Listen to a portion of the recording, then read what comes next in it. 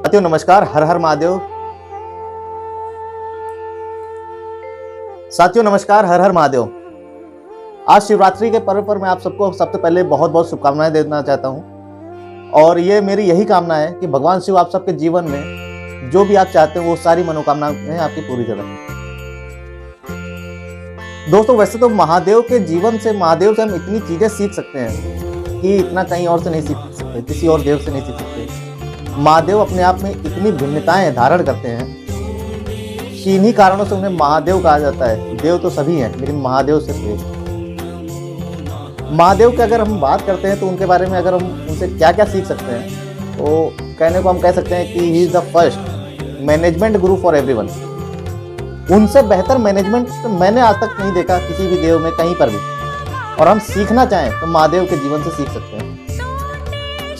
कहते हैं यार, एक्चुअली क्या है ना कि मेरी इतनी औकात नहीं है, मेरी इतनी हिम्मत नहीं कि मैं महादेव के बारे में बहुत ज़्यादा बोल सकूं या उनको एक्सप्लेन कर सकूं। लेकिन जितना मैंने देखा है, जितना मैंने सोचा है, समझा है, तो उससे मैं कुछ चीज़ें आप लोगों के साथ शेयर करना चाहूँगा।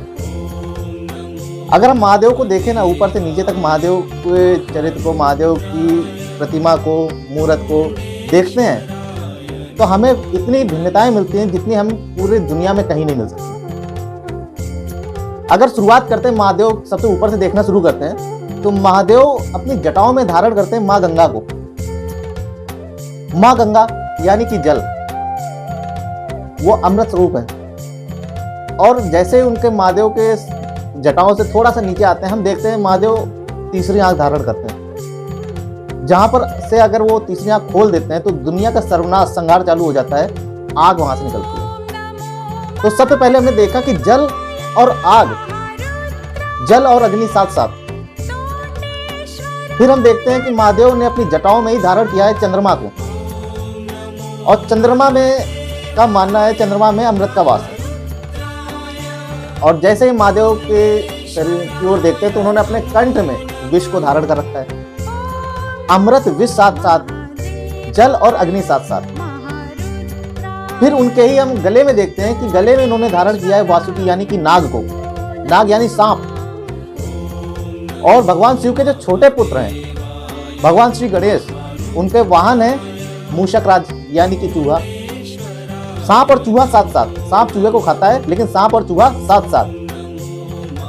अब हम जानते हैं कि महादेव के जो बड़े पुत्र हैं कार्तिकेय, उनका जो वाहन है वो मयूर है। मयूर सांप को खाता है।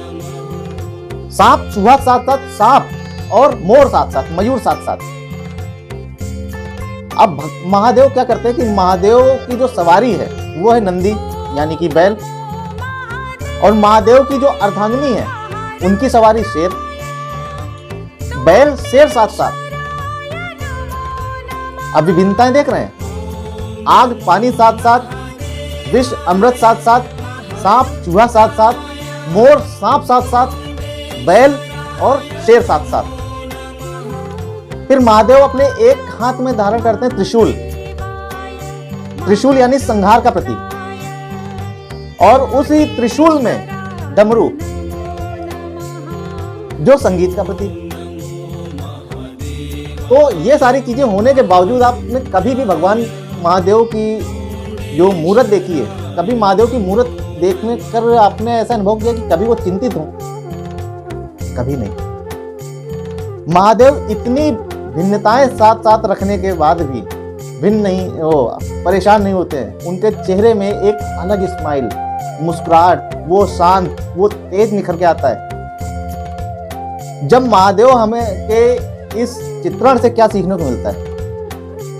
महादेव के इस चित्रण से सीखने को यह मिलता है कि हम जहां पर काम कर रहे हैं, जहां पर रह रहे हैं, हमारे घर परिवार, हमारा ऑफिस, हमारे दोस्त यार, सबकी भूमिका अलग अलग होती है।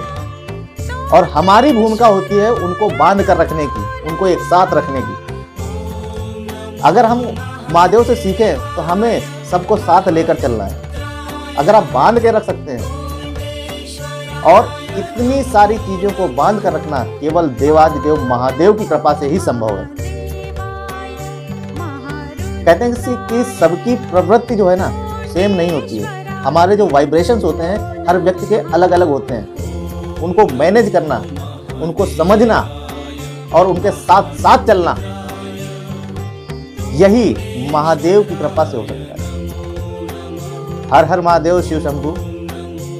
अगर कुछ गलती हो गई हो दोस्तों महादेव के बारे में तो मैं माफ़ी चाहूँगा आप सबसे। बाकी महादेव आप सब पर कृपा बनाए रखें। हर हर महादेव, शिव शंभू।